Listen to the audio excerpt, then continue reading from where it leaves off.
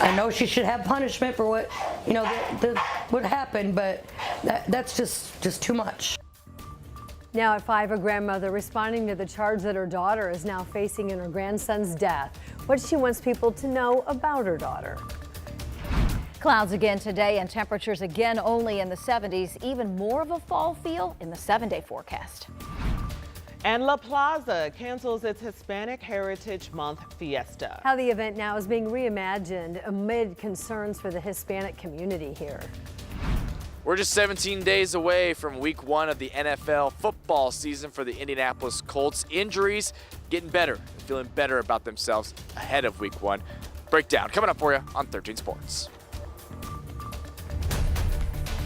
And we begin tonight at 5 o'clock on 13 News with breaking news. It was just in the last hour that we heard from a jury here in Marion County, finding Kara Hines guilty of multiple charges. This follows a deadly Broad Ripple shooting. Her sentencing is now scheduled for September 12th.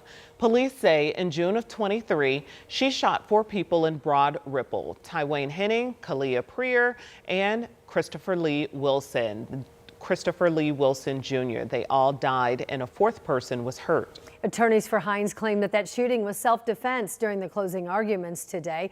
And she allegedly told investigators that she was punched in the back of the head moments before that shooting took place. Prosecutors said that was not the case. Hines faces 45 to 65 years in prison for each count of murder the jury found her guilty of today. She also faces 1 to 6 years in prison for reckless homicide. A question now that's being debated. When a 2-year-old gets a hold of a parent's gun and then shoots themselves, how much should that parent be held responsible? And that's the question our community wrestles with in 2 cases where the parents are now charged with neglect. Rich and I talked to 2 families today, still grieving and now facing the justice system. Melissa Etheridge holds a photo collage of her grandson, Javarius Bickett. His image is tattooed on her right arm. She still grieves for Javarius, a 2-year-old who shot and killed himself June 19th. Court records say Javarius found his mom's gun in her unzipped purse in the middle console of their car in a CVS parking lot. The toddler was apparently right between his mom, Kiera Bickett, and his 8-year-old sister in the front seat. It was an absolute accident. She may have had negligence for the not having the gun in a safe place, but she would never harm any of her children. She loves her kids to death. It's tearing me up. It's tearing her daughter up. Bickett is charged with neglect of a dependent resulting in death, a level 1 felony with a sentence of 20 to 40 years. Everybody's painting a picture of her that she's an evil person. She is a great mother. She takes care of her children. She does not do anything that would ever harm her children. She takes very good care of them. They have everything they want, everything they need. An Indianapolis father, Leonte Anderson, faces the same charge in the shooting death of his 2-year-old daughter, Harmony, on July 11th in a bedroom in this house on Ralston Avenue. Police believe Harmony found her father's loaded gun on top of a shoe rack. 2 women were leaving the house when I arrived on Thursday. They didn't want to talk on camera, but a woman who said she is Harmony's grandmother said it's just a sad situation, and she expects the father to turn himself in soon. Kiera Bickett bonded out of jail Thursday afternoon and makes her initial court appearance Friday morning. In Indianapolis, Rich Nye, 13 News. Thank you, Rich. It's just so unfortunate. There is an active warrant for Leonte Anderson with a $20,000 cash bond when he is arrested. Next month, a Marion County judge will sentence a former Indianapolis bail bondsman. A jury just found him guilty of human trafficking for exploiting female inmates. They convicted 57-year-old Anthony Stout on 13 counts. Prosecutors say that he coerced multiple women to perform sexual acts in exchange for bonds, and this dates back to December of 2017. If the women refused, reportedly prosecutors say Stout threatened to kill them or revoke their bonds. He now has a sentencing set for September 29th. The Marion County prosecutor, Ryan Mears, praised the bravery of the women who came forward, saying, quote, to not only report these crimes, but to share their testimony years later in court ensured that the defendant will never be able to take advantage of anyone again.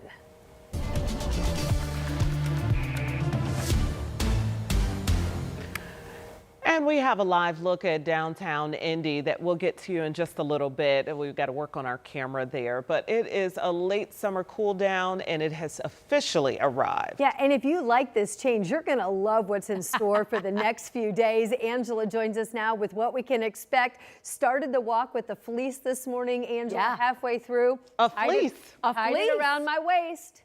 One of those little zip-ups fleece jackets, you know. Yeah, too much. Not a heavy coat, just a fleece. Felicia, we're going to ease you into fall. Okay, if I She's have sighing. to. Hey, if you don't like the 70s, we've got a couple of days in the 80s ahead of an even bigger cool down that's coming for the end of the weekend and early next week. It was cloudy again. We had a few peaks of sunshine here and there. It's 75 in Carmel, over downtown Indianapolis as well, and in Noblesville. We only have 68 degrees in Connersville under a mainly cloudy sky. We'll stick with mainly cloudy skies this evening and temperatures for the most part in the 70s. Skies will start to clear. We'll be a little concerned with some patchy morning fog.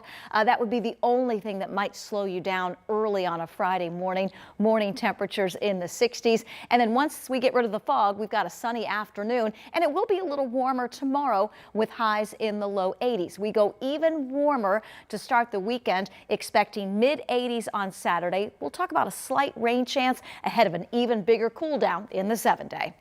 All right, thanks so much, Angela. For decades here in our community, Fiesta Indianapolis has celebrated the Hispanic culture downtown in big events. Organizers say they're going to do that differently this year because of safety concerns. Brandon Schaff explains what steps are being taken to ensure the local Hispanic community is still highlighted. Here in the heart of downtown Indianapolis, Fiesta Indianapolis is an annual event that brings together the Hispanic community. Well, this year, its in-person version has been canceled. It's organized by Latino nonprofit La Plaza. In a release this week, they announced that Fiesta was canceled, quote, after thoughtful consideration of several factors beyond our control and, most importantly, out of deep concern for the safety and well-being of the Hispanic community. Thousands attend Fiesta, and this year's would have been on September 20th at American Legion Mall. La Plaza said that it's always been a celebration of shared heritage, resilience, and joy. Nicole Martinez-Legrand with the Indiana Historical Society explained that Fiesta is the state's largest Hispanic and Latino festival. Celebrating all cultures of Latin America for about 44 years now.